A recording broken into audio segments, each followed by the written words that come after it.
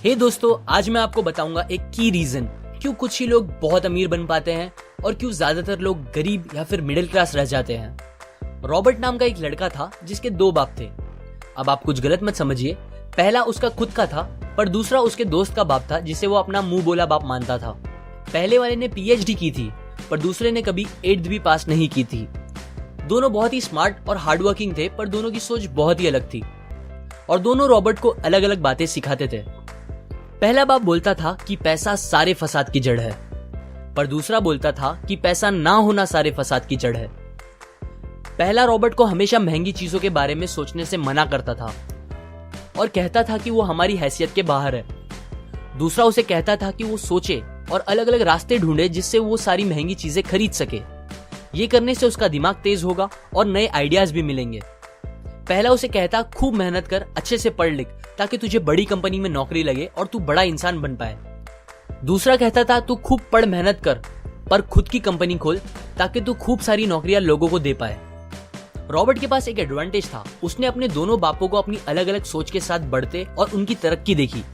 उसने अपना दिमाग लगाया और अपने दूसरे बाप की बातें मानी और फॉलो की, जो कि बाद में मायामी फ्लोरिडा का सबसे अमीर इंसान बना और उसकी सिखाई बातों से उसने खुद करोड़ों कमाए, जबकि उसका पहला बाप जिंदगी भर गरीब रह गया। सबसे इंपॉर्टेंट बातों में से एक बात जो रॉबर्ट ने अपने अमीर बाप से सीखी वो थी फाइनेंशियल लिटरेसी, जिसका मतलब है एसेट्स और लायबिलिटीज के बीच का डिफरेंस जानना।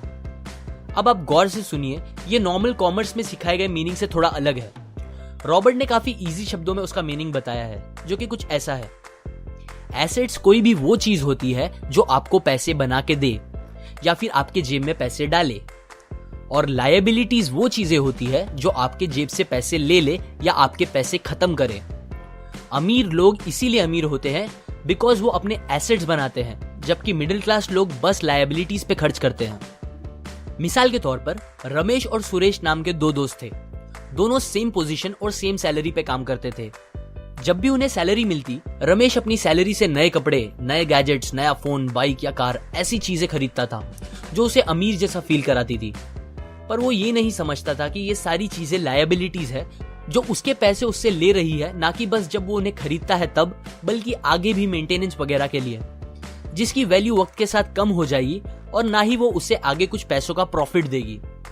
बट सुरेश ऐसा नहीं था। वो ये सारी चीजें नहीं खरीदता था जब तक कि उसके लिए बहुत जरूरी ना हो वो चीज खरीदना। वो पैसे जमा करता था और एसेट्स पे खर्च करता था, जैसे कि स्टॉक्स, बॉन्ड्स, रियल एस्टेट, अपनी खुद की स्किल्स बढ़ाने के लिए या कुछ सीखने के लिए जो उसे आगे और पैसे बना के दे। 2 साल बाद सुरेश करोड़पति बन गया, जबकि रमेश वैसे का वैसा अपनी कम सैलरी को कोसता रह गया और कहता था कम सैलरी उसके मिडिल क्लास होने का रीजन है। एक गरीब इंसान का कैश फ्लो कुछ इस तरह होता है, उसे पैसे मिलते हैं और फिर वो पैसे उसकी जरूरी खर्चों में खत्म हो जाते हैं। एक मिडिल क्लास का कैश फ्लो थोड़ा सा अलग होता है, उसे पैसे मिलते हैं, वो पैसे जरूरी खर्चों और लायबिलिटीज में खत्म कर देता है। इसीलिए मिडिल क्लास और गरीब में ज्यादा फर्क नहीं है। मोस्टली मिडिल क्लास लोगों को लगता है उनका घर उनका एसेट है, पर ऐसा नहीं है। आपका घर आपको पैसे बना के नहीं देता अनलेस आप उसको भाड़े पे दो, जबकि अमीर लोगों का कैश फ्लो ऐसा होता है। उन्हें पैसे मिलते हैं, वो उस पैसों से अपने एसेट्स बनाते हैं पहले और फिर उससे बने पैसों से खर्चा करते हैं। इसीलिए वो अमीर होते जाते हैं क्योंकि उनके इनकम के सोर्स बढ़ते जाते हैं। अगर आपको अमीर बनना है तो ये बात याद रखिए अच्छे से। इस बात से फर्क नहीं पड़ता कि आप कितना कमा रहे हैं, बल्कि आप उन पैसों को कैसे और कहां खर्च कर रहे हैं, ये इंपॉर्टेंट है। आपको कंज्यूमर की सोच से बाहर आकर इन्वेस्टर की सोच अपनानी पड़ेगी। लोग कंप्लेन करते हैं उनकी खराब कंडीशन का रीजन उनकी कम सैलरी है और सैलरी बढ़ेगी तो वो आराम से रहेंगे, पर प्रॉब्लम ये है कि इनकम बढ़ने के बाद लोगों के खर्चे ज्यादा बढ़ जाते हैं, क्योंकि ज्यादा पैसे ज्यादा अच्छी चीजें खरीदने पे मजबूर करता है, जैसे कि एक बेहतर फोन, कार, घर, जो कि सब फिर से बस लायबिलिटीज है जो आपको कभी अमीर बनने नहीं देगी। ये बातें मैंने रॉबर्ट कियोसाकी की book rich dad poor dad से पढ़ी है, जो वो पहली बुक थी जिसने मेरी सोच चेंज की और बेहतर बनाई। अगर आपको ये बातें अच्छी लगी तो लाइक करें, अपने व्यूज कमेंट करें और फाइनली सब्सक्राइब करें।